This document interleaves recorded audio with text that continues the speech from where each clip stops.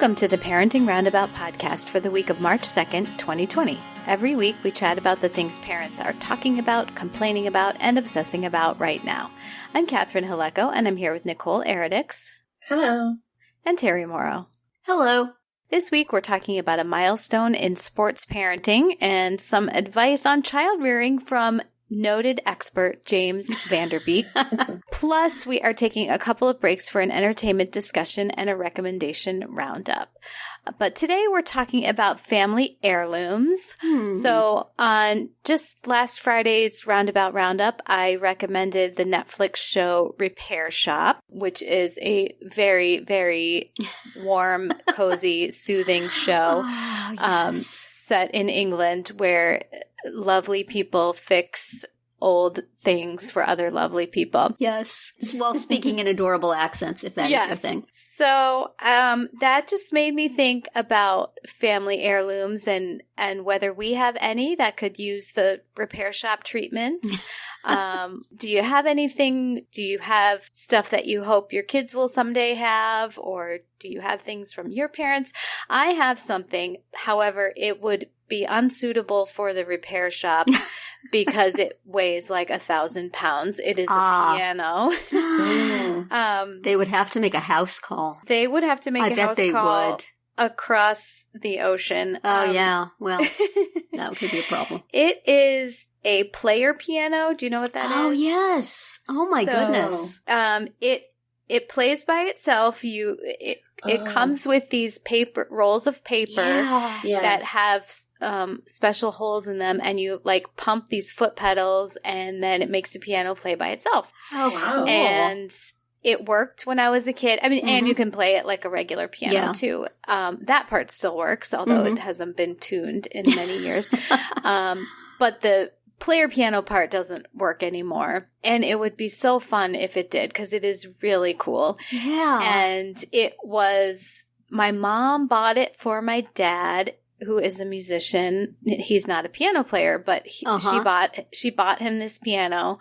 I believe it was like for their first wedding anniversary or some, very early on. And then one of his musician friends made a bunch of the rolls. Cool. That's the music that it plays. So somehow it's like just these big scrolls of paper with holes in it. Yeah. And I guess he played on a piano, and then the corresponding holes were made in the paper, if that makes any sense. Yeah. And I have those. So it's extra cool, because it was like a friend of theirs that did it. So it's neat. Yes, it would be really fun if we could get that fixed. But that would be an awesome repair shop thing. I can just imagine them. Somebody would fix up the case that it was in, and somebody would be looking at the roll.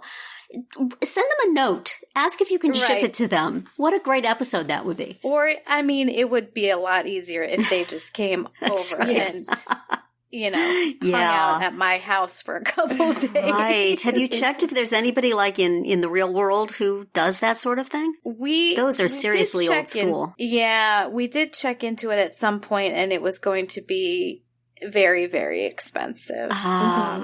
Wonder if you could donate it to a museum or something, and then they would get it done. Yeah, that's a good idea. My dad actually did donate. So, he, like I said, he's a musician. He plays the banjo, and there is a banjo museum in, of course, I believe it's in Tulsa, Oklahoma. And he donated a bunch of banjos and music and stuff to them when he recently downsized. So, Cool. I do have a banjo of his, though, too. He gave each child a banjo. Not that any of us can play them. My son can play it a little bit. So, anyway, that's my repair shop story. Yeah, that would be awesome. I bet there's a player piano museum someplace. Those things are so cool, and I haven't seen one in ages and ages, and I imagine kids today looking at that at a museum display, like my kids looked at typewriters like, what is this ancient technology? Yeah. Why would you use that when you could just, hit a button on your phone? And they do have modern player pianos. Yeah. Like I've seen them at, airports and malls and stuff. Have you ever Right. seen that? We had one in a pizza parlor when I was growing up, one of the old school ones. Shakey's, I think it was. Shout out to Shakey's in Thousand Oaks, California. Those are the days. So anyway, Nicole, do you have anything, or do you wish you had? Actually, both sides of my family, well, probably more my mom's side, but they're really big on passing down stuff. So my mom has, in particular, like dishware, like kind of plates and teacups. My grandmother had a teacup collection that, my mom has, and then I'll probably end up with, like little, I don't know, knick-knack, bric-a-brac stuff, or, things like that. I mean, they don't really have any major significance for me, other than the fact that they belong to great-grandmother or great-grandmother or whatnot. And it just sits in my, my china cabinet. So, so I appreciate that, though. I mean, it's kind of cool I would never use them. They're kind of cool to look at.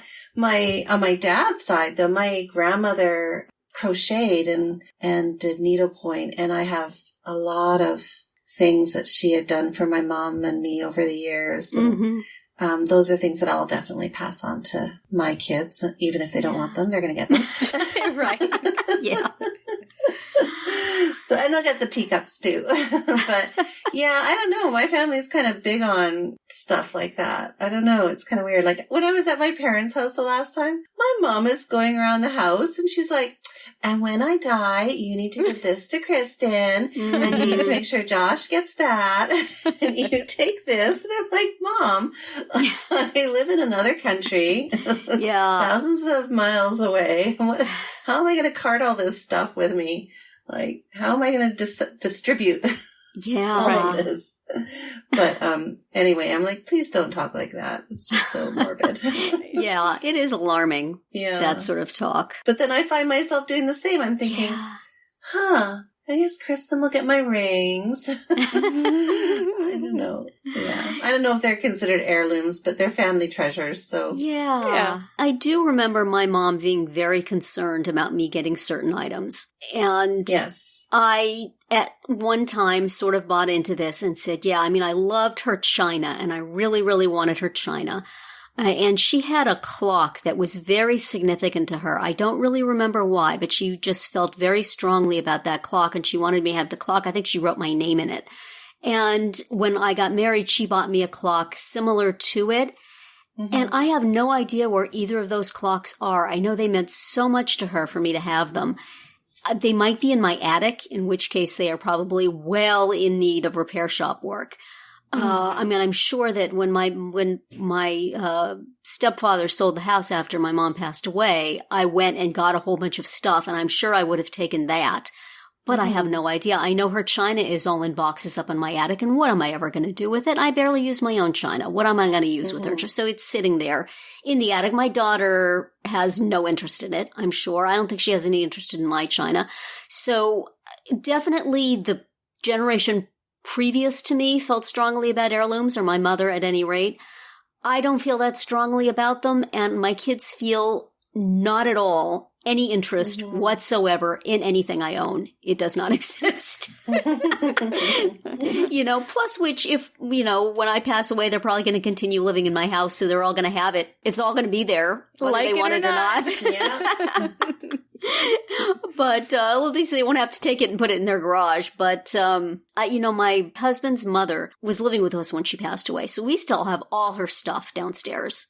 It's never been cleared away. So all the heirlooms are with us. It's like we tell his brother and sister, please take anything you want. Please take. Do we mention you could take whatever you want? Right. Please take this stuff. All there. Go for it. So I think we have, I don't know if we have her china, but we have a great deal of bric-a-brac and various papers and possibly clothes and furniture and, nobody wants it. So I feel like we are the anti-heirloom family. We're just, I have a little bit of my mother's jewelry. It sits in a box or a bag. I'm never going to do anything with it. And though I know some of it was quite important and sentimental to her, it's just stuff. Yeah. So much stuff. And I think that's the hard thing, is that like what you consider an heirloom isn't maybe what your offspring would consider an heirloom. And then exactly. The whole point of it defeats itself. But then, I mean, I guess you get to leave thinking that, I passed stuff on, so they can do what they want with it. I have passed on a large box full of anxiety and fear. Yes. These are my heirlooms to the next generation. They often stop to say, Mom, why did you give this to me? Can I get rid of it? No, that's our family possessions there, sweetheart. Yours. Enjoy them. And of course, we will leave behind a legacy of podcasting that our children will never quite be able to scrub from the internet, however hard they try. Ha! Better than China in the attic. It's your mother talking about you all the heck over the place. Enjoy. And that is it for today's installment in the heirloom box. Today's round 1. Tune in tomorrow for our entertainment-themed round 2, and later in the week to find out what we're complaining about, obsessing about, and recommending right now. We're always interested in what you have to say, so drop us a comment on our website, our Facebook page, or Twitter, where you'll find us at Roundabout Chat.